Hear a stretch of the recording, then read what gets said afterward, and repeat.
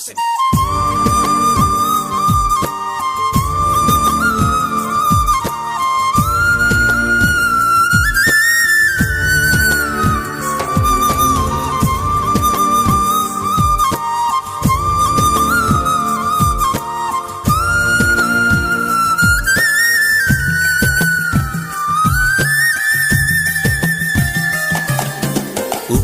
கடலோடு மேகம் உற்பத்தியானாலும் உப்பு தண்ணீரை மேகம் ஒருபோதும் சிந்தாது.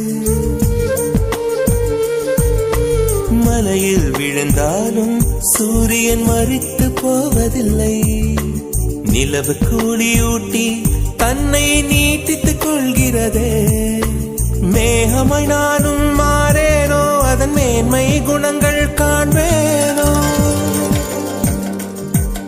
சூரியன் போலவே